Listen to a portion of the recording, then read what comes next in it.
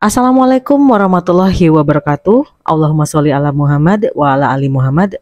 Kama sholaita ala Ibrahim wa ala ali Ibrahim wa barik ala Muhammad wa ala ali Muhammad. Kama barakta ala Ibrahim wa ala ali Ibrahim fil alamina innaka Hamidum Majid. Semoga YouTube channel ini berkembang terus, bermanfaat terus untuk sahabat-sahabat Lona semua yang rajin menonton channel ini. Terus semua teman-teman yang kewajibannya masih belum lunas, semoga Allah mudahkan urusan kalian. Apapun hajat kalian, semoga Allah mudahkan dan dihijabah. Jangan pernah berhenti berdoa, jangan pernah capek dan bosan untuk berdoa, karena doa itu selalu didengar oleh Allah Subhanahu wa Ta'ala, karena Allah itu Maha Pendengar. Tapi kapannya itu semua terserah Allah. Makanya kita terus deketin Allah, terus memantaskan diri untuk menjadi hamba-hambanya Allah yang dicintai oleh Allah, yang doa-doanya selalu dihijabah oleh Allah. Oke, seperti biasa kita ketemu lagi di YouTube channel Lona, tetap dengan sinar ilahi yang sungguh indah ini ya teman-teman ya. Lona sekarang jadi anti banget nih mau record malam-malam karena tidak mendapatkan sinar seindah ini teman-teman kalau nggak pagi. Jadi kita rajinin record YouTube-nya setiap pagi, setiap abis antar anak sekolah. Oke, khusus hari ini Lona nggak membacakan testimoni yang gimana-gimana, tapi Lona memilih satu topik pembahasan yang sangat menarik. Ini kisah salah satu teman kita, salah satu subscriber Lona yang Lona kagum banget sama beliau. Dan mungkin satu video ini Lona persembahkan untuk kisah dia aja ya. Oke, kita mulai dari ceritanya dari awal karena panjang. Kalau mau update di hide ya kak akun aku. Ini bener banget kak, suami aku pernah selingkuh dari aku. Terus pernah pakai uang selingkuhannya gitu. Bisa dibilang suami aku sering difasilitasi sama si perempuan itu. Terus pas aku tahu, aku minta tolong jangan deketi suami aku lagi. Si perempuan itu gak terima kak. Dia minta balikin uang sejumlah 97 juta saat itu juga waktu aku WA perempuan itu. Terus aku bilang uang segitu buat apa, karena aku gak pernah lihat suami aku punya barang-barang mewah ibaratnya. Aku bilang ya udah minta rinciannya dan saya minta waktu buat bayar semuanya. Tapi dia gak terima kak, minta secepatnya uang diganti karena aku pun memang gak punya uang segitu. Dan suami aku juga emang udah gak mau hubungan sama dia, tapi dia ngancem terus. Dia ngata-ngatain aku cewek goblok, miskin tapi belagu. Terus dia WA-in suami aku, pokoknya kalau mau tinggalin dia harus balikin uangnya. Kalau nggak balikin uangnya, dia mau aku sama suami aku cerai kak. Terus aku cuman bisa jawab, ya Allah mbak, zolim sekali perempuan itu.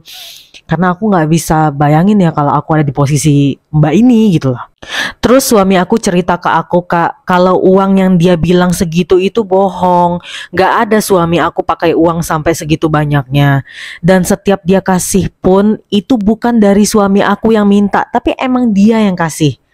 Singkat cerita, aku sempat kesel, marah sampai berpikir, ya Allah, seandainya aku punya uang banyak, aku akan datang ke dia, bawa uangnya dan bawa polisi atau pengacara buat penjarain dia yang udah ngata-ngatain aku dan mau bikin rumah tangga aku berantakan. Tapi pikiran itu alhamdulillah Allah ganti kak. Aku minta sama Allah, ya Allah jangan sampai diri balas kejahatan perempuan itu. Ikhlaskan hati untuk memaafkannya. Tapi jika engkau mengizinkan, hamba ingin lihat dia kena karma dari apa yang dia perbuat. Dan kakak tahu selang berapa bulan suami aku dikabarin kalau perempuan itu sakit kanker stadium 4. Sudah menyebar ke ginjal dan sekarang lagi cuci darah. Bukannya aku senang dengan orang lain yang menderita sakit ya kak, tapi kuasa Allah kak. Terus aku jawab, tapi balasan dari Allah tuh nyata emang kak. Makanya kita sebagai manusia gak perlu bales. Kalau kita bales, Allah gak akan balesin lagi. Aku jawab gitu. Terus dijawab sama kakaknya, iya kak, memang pas tahu suami kayak gitu, aku langsung cerita ke ibu mertua aku kak. Tapi suami gak tahu kalau saat ini ibu mertua aku tahu, maksudnya ibu suaminya. Dan ibu mertua aku juga nyaranin ya udah sholat malam, istighfar dan sholawat. Minta sama Allah semoga kalau perempuan itu mau macam-macam biar Allah yang redam. Dan nyata banget kak balasan Allah itu. Bukannya aku bangga atau gimana ya kak, tapi jadi ngebikin aku tuh kalau ada orang yang gak suka sama kita ya udah jangan kita bales. Kita fokus perbaiki diri ke Allah setuju banget sama updatean kakak akhir-akhir ini. Amin ya Allah, amin. Allah yang menguatkan kak. Aku sempat down kok kak, tapi aku itu mikir gini kak, aku gak mau rugi 2 kali. Ibaratnya aku udah disakitin, terus aku jadi orang yang gak pemaaf, jadi orang yang malah jauh sama Allah, jadi orang yang gak mau terima takdir Allah. Nauzubillah. Alhamdulillahnya suami janji gak mau ulangin lagi. Dia milih aku dan ya udah, aku cuma bisa perbaiki diri aku. Berdoa sama Allah semoga rumah tangga aku langgeng hingga akhir hayat. Amin ya rabbal alamin. Allah berikan rezeki yang berkah melimpah dan anak-anak yang soleh soleha. Amin. Sehat terus ya kak. Terima kasih udah mau baca curhatan aku. Hehehe. Terus dia chat lagi. Ujian aku belum selesai sampai di situ kak. Aku kuat kayak gini salah satu yang support aku itu ya ibu mertua aku kak. Dia salah satu orang yang ngerasain sakitnya juga mungkin. Tapi ibu mertua aku selalu support, kasih pandangan yang bikin aku sadar, bikin aku bangkit. Beda dengan orang tua aku yang tahu kalau suami aku selingkuh malah ngebelain perempuan itu. Setiap ada masalah sama suami, aku gak pernah cerita sama orang tua aku kak. Dan ini mereka tahu ya karena si perempuan ini cari-cari tahu aku dan akhirnya dia ngadu ke orang tua aku soal suami aku. Bukannya aku dapat pembelaan, malah orang tua aku ngebela perempuan itu. Mamah aku malah WA-an sama perempuan itu, seakan-akan malah pengen aku sama suami pisah. Tapi sedikit pun orang tua aku khususnya mamah nggak ada yang ngerangkul aku kak. Sampai akhirnya aku diusir kak. Saat itu memang aku lagi tinggal di rumah orang tua aku karena anak-anak yang minta. Aku nekat ngontrak kak, karena kalau aku balik ke mertua, aku mikirin nanti ibu mertua aku malah kepikiran macam-macam. Aku ngontrak dan orang tua aku nggak ada yang tahu aku ngontrak di mana. Bahkan nyariin juga enggak kayaknya. Tapi aku sama suami tetap Idul Fitri, Idul Adha aku datang kak, tapi nggak ditemuin sama mama aku. Aku datang malah masuk kamar dan kunci pintu. Bersyukurnya suami itu orangnya juga nggak dendaman kak. Dia tahu dia salah, dia malah yang ngajakin aku buat datang ke orang tua aku, walaupun suami aku tahu kalau akan dapat perlakuan gak enak. Oke, itu cerita dari salah satu subscriber Lona, sahabat kita ya teman-teman ya. Jujur Lona yang biasanya memotivasi teman-teman tertegun membaca curhatan kakak ini. Kak, kalau kamu nonton YouTube aku bener-bener kagum sama kamu. Aku bener-bener ngerasa kamu adalah pilihan dari Allah Subhanahu wa Ta'ala. Kenapa kak? Karena Allah itu menimpakan ujian yang berat kepada seseorang itu sudah sesuai takaran kesanggupan si orang itu. Dan yang aku kagum sama kamu itu gak marah dan gak benci sama perempuan itu. Kamu tuh gini ya, kamu tuh tetap berupaya positif. Jadi gini, kamu itu nggak mengambil sisi, ih gue benci banget deh sama nih cewek, emang dasar kayak ngutuk, kayak mencaci maki perempuan itu dan ngedoain yang jelek. Tapi kamu justru puter otak, berpikir gimana ya caranya supaya dapat uang, dan kamu diarahkan Allah untuk hatinya itu mencondong ke mendekat ke Allah. Kayak sholat malam, istighfar, sholawat. Ya mungkin melalui ibu mertua. Terkadang kita itu mendapatkan ilham ya, semacam pikiran yang kayak coba deh sholat malam. Kan Lona udah pernah cerita ya, Lona tuh kayak dibisikin, Lon coba deh sholat malam lagi. Itu tuh sejak rajin sholawat kan, nggak langsung kucuk-kucuk balik sholat malam lagi, enggak. Nah terus tiba-tiba rajin sholat malam, mulai deh kehidupan diperbaiki sama Allah satu persatu. Ya, jadi mbaknya, ya Allah dimanapun kamu berada, kalau bisa ada di sebelah aku peluk deh mbak. Karena kalau aku di posisi kamu pasti itu berat banget. Namanya suami, orang yang paling kita cintai, orang yang paling tempat kita bersandar, tempat kita berpikiran bahwa kita akan menghabiskan masa hidup kita sampai tua, menua bersama. Tiba-tiba dia ada hubungan dengan wanita lain, itu menyakitkan. Menurut Lona itu ujian yang paling sakit ya. Selain ditinggalkan orang yang kita cintai meninggal dunia atau segala macam ya. Tapi Allah memilih mbak itu nggak main-main. Dan aku suka sekali dengan pribadi mbaknya yang tidak gegabah. Gini loh, ada orang yang kalau dia mendapatkan perlakuan zolim seperti itu dari orang lain, dia mengumpat, dia sumpah serapah ke orang itu. Dan dia itu kayak dendam gitu. Tapi yang dia dapat malah gak ada solusi karena dia juga mendengarkan bisikan setan. Jadi ketika adanya perkelahian, setan itu ada di kubu sana, ada di kubu kita, ya ketahui itu. Nah, kenapa orang yang dekat sama Allah, orang yang percaya sama Allah itu udah menyerahkan segala sesuatunya itu kepada Allah, mereka lebih tenang. Karena ingat ya teman-teman, ini menurut pengalaman hidup Lona. Kalau Lona ngebales orang itu langsung, kontan, nyata, kayak makian, kayak ancaman, kayak lihat lo ya, kayak gitu, itu Lona juga akan sedikit banyaknya mendapat hal, ya walaupun gak seberat dia ya, tapi Lona juga mendapatkan kayak musibah juga. Bukan musibah sih, kayak ujian juga. Tapi kalau Lona membiarkan si pihak sana menzolimi terus menerus, dan Lona santai, dan Lona geber jalur langit, itu balasan ke orang tersebut benar-benar nyata. Perlu teman-teman ketahui, ujian dari Allah, balasan dari setiap perbuatan orang yang zolim itu bener-bener kayak di luar nalar. Kayak yang rumahnya kebakaran, maaf ya, anaknya ketabrak sampai meninggal, nauzubillah min dzalik. Makanya kan setiap ceramah Ustadz, jangan zolim ke orang. Kalau perlu kita tuh selalu berbuat baik, bahkan membantu orang. Bukan menzolimi. Zolim ini bukan hanya zolim gimana ya, tapi kayak menyakiti orang dari menggunting perasaan orang dari lisan. Itu juga zolim teman-teman. Makanya parah kan kalau balasan orang-orang yang suka menzolimi orang lain, yang suka mengatakan kata-kata yang jahat, suka menyindir-nyindir orang di status, kayak menghina, kayak segala macam, atau memberi hate comment segala macam. Itu semua udah ada balasannya dari Allah.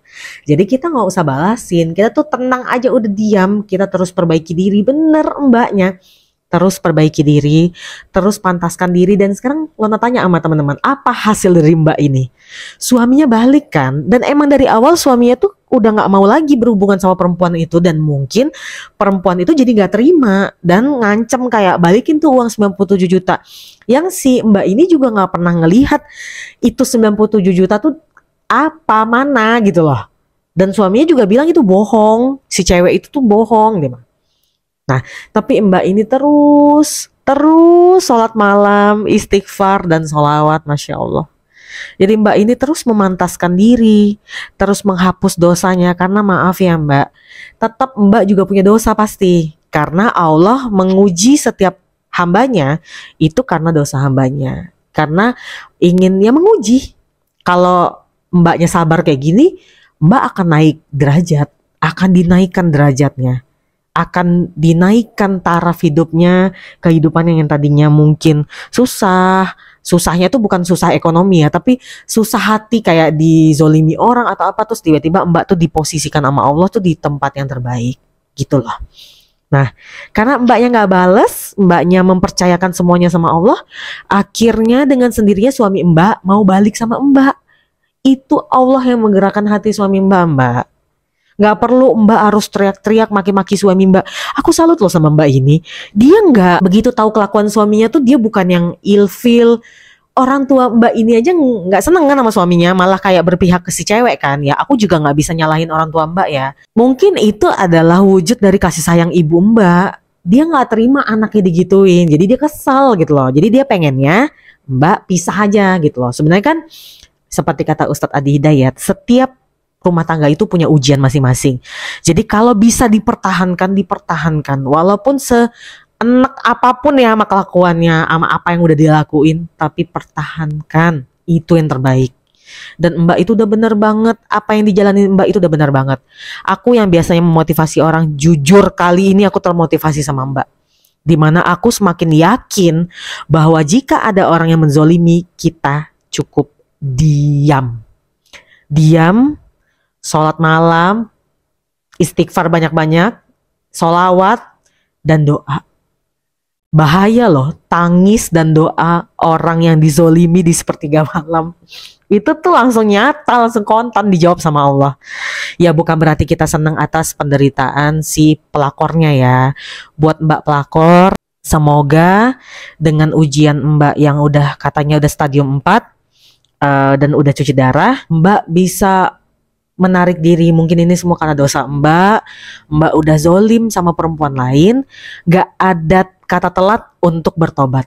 Cepat-cepat bertobat, cepat-cepat minta maaf ke Allah. Kalau perlu minta maaf ke si Mbak dan suaminya ini loh. Ya, siapa tahu pelakornya nonton. Belum tentu juga dia tahu ya ini yang nyeritain siapa. Terus untuk cerita Mbaknya ada kemiripan ya sama aku. Aku juga sering ngasih clue ke teman-teman. Aku lagi rajin sholawat adrik nih, yang video kemarin-kemarin itu aku ada masalah sama orang-orang yang aku sayangin. Oke, karena Mbak ini udah cerita duluan. Aku sama Mbak ini, aku ada masalah sama ibu kandungku, sama mamaku. Dan aku sama Mbak ini, aku disayang justru sama ibu mertuaku, ibunya suamiku. Jadi Allah tuh gitu teman-teman. Kalau kita ada masalah sama mama kandung kita, gak mungkin kita diuji dengan kita ada masalah juga sama ibu mertua kita ya. Kalau misalnya itu iya juga ya, kita harus introspeksi diri ya, berarti sifat kita gak bagus. Tapi ini tuh aku tuh disayang banget sama ibu mertuaku loh. Yang aku mikir kadang image ibu mertua itu kan suka iri sama menantu. Ini tuh enggak. Yang sayang banget, yang kayak mikirin Lona mau apa, Lona suka apa nak, mau ini enggak, yang sayang banget. Sedangkan mamaku kan orangnya tegas ya, karena dia guru. Tapi ibu mertuaku tuh sering kayak nasihatin aku, kayak seorang ibu itu gengsi untuk menunjukkan kasih sayangnya langsung ke anaknya, ke anak perempuannya lebih tepatnya. Jadi mama Lona itu sayang sama Lona. Jadi pengen nangis deh. Mama Lona tuh sayang sama Lona. Lembutkan hati Lona. Jadi ini teguran buat teman-teman yang juga punya masalah sama mamanya ya. Kadang tuh dulu tuh iri banget sama teman-teman Lona. Teman-teman Lona tuh kayak manja sama mamanya. Ya kayak anak Lona lah sekarang, manja banget sama Lona. Lona tuh kesel sama mama. Mama tuh diktator. Ya, bukan maksud mau menjelek-jelekan mama ya. Terkadang dia tuh keras banget gitu. Sedangkan Lona gak bisa dikerasin. Terus gimana ya kalau nyeritain hal-hal kayak ngobrol sama Lona tuh bukannya pelajaran hidup, kayak Lona harus begini, kayak petuah. Kayak Lona ke anak Lona ya. Sekarang tuh udah Lona bekelin kayak gak boleh jahat sama orang nak. Terus kalau ada masalah perbanyak istighfar sama sholawat. Lona tuh pengen apa yang Lona pengen dari mama itu Lona limpahkan ke anak perempuan Lona. Tapi mama tuh setiap ngobrol sama Lona tuh ngejelek-jelekin orang. Suka ngomentarin keluarganya. Terus suka ngomentarin abang Lona, misalnya kalau abang Lona bikin salah. Jadi gak menutup kemungkinan kalau Lona punya salah, Lona akan dijelek-jelekin juga. Dari kecil, Lona tuh gak pernah didukung sama mama. Jadi kayak Lona buat kesalahan, taruhlah punya kesalahan. Terus mama tuh nge-create di keluarga itu sampai ayah sama abang-abang Lona tuh kayak ikut gitu loh musuhin Lona. Sampai akhirnya Lona punya suami kan. Terus suami Lona tuh sayang banget sama Lona. Dan suami Lona tuh paham sifat mama gitu loh. Yang sangat mendominan. Kalau ayah Lona tuh lebih diem. Sama kayak Mbak ini cerita. Ayahnya tuh lebih diem. Jadi yang Lona syukuri sekarang, semenjak Lona banyak memperbaiki diri, Allah membuka jalan melalui ibu mertua Lona. Lona selalu nasihati ibu mertua Lona kayak, Lona tuh anak. Lona itu gak pantas mengkoreksi ibu Lona. Tanpa beliau, Lona gak akan ada di dunia ini. Jadi sejahat apapun seorang ibu, bukan jahat ya, ibu tuh gak ada yang jahat. Sejelek apapun sifatnya, dia adalah ibu, dia adalah surgamu. Ya walaupun sekarang surganya Lona adalah suami Lona, kata ibu mertua. Tapi Lona gak sepantasnya memusuhi mama. Jadi Lona harus hormat ke mama. Jadi sekarang Lona udah bisa menurunkan ego Lona dan melembutkan hati Lona. Jadi sekarang sama mama teleponan tuh jarang. Tapi sekalinya telepon tuh bener-bener obrolan itu yang penting-penting. Kayak kesehatan ayah, kesehatan mama. Jadi tuh lebih sehat gitu loh hubungan. Terus ternyata lebih indah ya. Jarang berteleponan tapi selalu mendoakan mama sama ayah di sepertiga malam tuh lebih indah gitu loh. Jadi buat mbaknya atau teman-teman lain yang lagi masalah sama ibu kandung, lembutkanlah hati kalian. Kalau ada kekurangan dari mama kalian, ibu kalian, Tanamkan di pikiran kalian bahwa mereka tuh orang tua. Nggak sepantasnya kalian mengkoreksi mereka. Kalau kalian kesel, gedek sama sifatnya, berucap ke Allah, ya Allah, alhamdulillah. Alhamdulillah aku tidak meniru sifat beliau. Banyak yang bilang kayak suami sama ibu mertua, banyak yang bilang Lona tuh banyak meniru sifat ayah. Ayah memang eh, baik banget. Ayah tuh sinar cahaya buat hidup Lona. Makanya pas ayah kanker, Lona terpukul gitu. Maaf ya, Lona nangis. Kalau udah ngomongin orang tua, berat. Dari dulu sampai gede, itu selalu dicap anak durhaka sama mama. Sampai Lona tuh selalu menganggap kayak gue emang durhaka deh. Sampai akhirnya ketemu suami Lona, dan suami Lona cuma bilang, kamu tuh gak durhaka, Mi. Kamu tuh udah berusaha. Cuman memang si mama ini nggak pernah dalam hidupnya tuh minta maaf, itu nggak pernah. Kayak maafin mama ya nak, itu nggak pernah. Dia kayak, gue orang tua, lo harus menghormati gue. Tapi kesini-sini lo tuh kayak ngerasa wajar mama kayak gitu, karena dia tuh dibesarin sama kakaknya. Kakaknya keras, dan kakaknya juga bermasalah sama anaknya. Jadi orang yang kayak gitu yang mendidik mama aku sampai dia gede. Mama aku tuh dari umur 3 tahun ya, apa kelas 3, pokoknya angka 3 aku lupa, udah ditinggal sama mama, udah ditinggal sama mama kandungnya. Jadi ya aku sebagai anak yang punya ibu, harusnya aku bisa lebih lunak. Harusnya aku menyalahkan diri aku sekarang. Kalau dulu aku selalu menyalahkan mama, sekarang aku lebih menyalahkan diri aku. Seandainya lu lebih lunak sama mama, nak, pasti nyokap lu juga sayang sama lo. Itu lebih sedih karena banyak ngelihat orang yang lebih gak beruntung daripada aku. Ada yang mamanya udah meninggal, dia mau curhat apa nggak bisa, nggak ada mamanya. Jadi aku pasti lebih beruntung. Jadi buat mbak yang testimoni aku baca, buat ngadepin pelakor tadi udah bisa ya mbak. Kalau ngadepin mamanya, kuncinya adalah lembutkan hati mbak dulu. Kalau mbak udah bisa melembutkan hati mbak, maka mbak bisa melembutkan hati mama mbak. Ya, orang tua itu sayang mbak. Aku yakin mamanya mbak bisa nggak mau keluar nemuin mbak sama suami karena dia kesal mungkin sama kelakuan suami mbak. Jadi dia tuh sayang sama mbak. Jadi nggak ada orang tua yang nggak sayang sama anaknya. Tapi mungkin beliau tidak tahu caranya untuk menunjukkan kasih sayangnya. Ya itu yang aku dapatkan. Sekarang setelah aku bisa melunakkan hatiku, aku nggak nyalah-nyalahin mama terus. Ternyata hubungan aku sama mama berkat sholawat dan sholat malam dan istighfar, aku hubungannya sama mama sekarang udah membaik. Alhamdulillah teman-teman, udah dihijabah Allah. Oke, sekian video kali ini. Aduh, durasi udah panjang banget. Sampai ketemu di video-video berikut ya. Buat teman-teman yang mau sharing testimoni dan cerita kalian, boleh banget ya. Bisa menginspirasi teman-teman kita lainnya ya. Bisa kirim ke WA dan DM Instagram. Sampai ketemu di video berikutnya. Assalamualaikum.